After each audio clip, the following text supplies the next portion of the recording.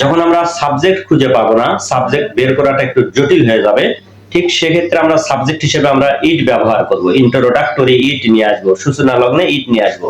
যেমন আজ খুব গরম পড়েছে বা আজ খুব গরম, সেক্ষেত্রে আমরা সাবজেক্ট হিসেবে আমরা নিয়ে আসতে পারি হচ্ছে ইট।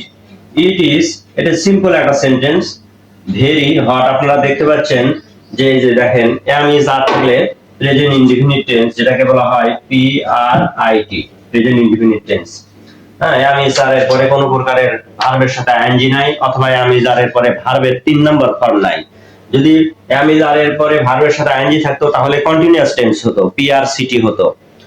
আবার এম ইজ আর এর পরে যদি ভার্বের 3 নম্বর ফর্ম হতো তাহলে সেইটা হতো হচ্ছে প্রেজেন্ট ইনডিফিনিট টেন্সের প্যাসিভ ফর্ম, প্যাসিভ ফর্ম হতো। যখন আমি ভয়েস পড়াবো তখন আপনারা এটা জানতে পারবেন।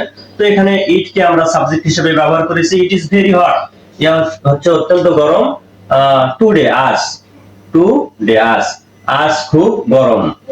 আবার আজ এই টুডে কে যদি আমরা সাবজেক্ট হিসেবে দিতে পারি তো সেক্ষেত্রে কি হবে, আমরা সেক্ষেত্রে দিব হচ্ছে today is intensely, intensely hot, hot, আজ হচ্ছে খুব গরম, এটাও আমরা দিতে পারি। আবার এটাকে আমরা আরেক ভাবে দিতে পারি, যে যেমন ধরেন যে it is extremely, extremely hot, হচ্ছে যে it is extremely hot মানে অত্যন্ত গরম। কবে? টুডে আজ। এই যে এক্সট্রিমলি শব্দটি আমরা ইন্ট্রোডাক্টরি দিয়ে ব্যবহার করে টুডে কে আমি শেষে দিতে পারি, বা আমরা শেষে দিতে পারি, টুডে শেষে দিতে পারি। আর টুডে যদি প্রথমে দেই তাহলে ইন্টেন্সলি হট দেওয়াটা বেটার হবে।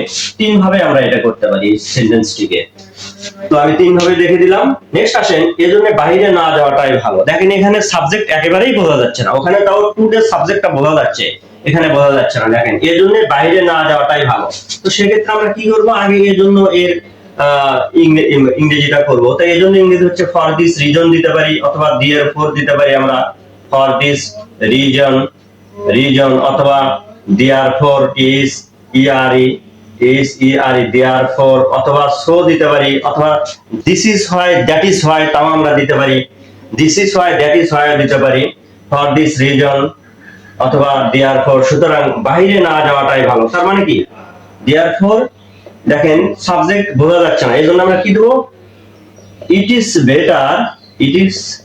বেটার, ইয়া হচ্ছে ভালো, বাইরে না যাওয়াটাই। তার মানে কি, not to go outside, out অথবা আউটসাইড, বাইরে না যাওয়াটাই ভালো। দেখেন ইট ইজ বেটার, ইয়া ভালো, নট টু গো না যাওয়াটা, কোথায়, বাইরে না যাওয়াটা, এটাও আমরা দিতে পারি।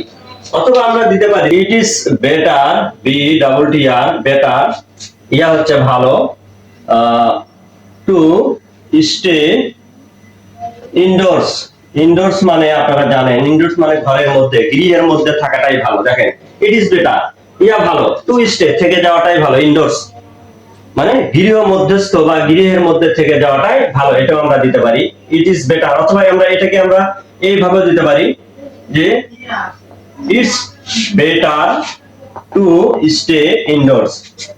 ইটস মানে হচ্ছে ইট ইজ, অ্যাপোস্ট্রফি এস দাও মানে হচ্ছে ইট ইজ, ইয়া হয়। আর এই ইটস মানে হচ্ছে ইহা, এটাকে বলা হয় পসেসিভ।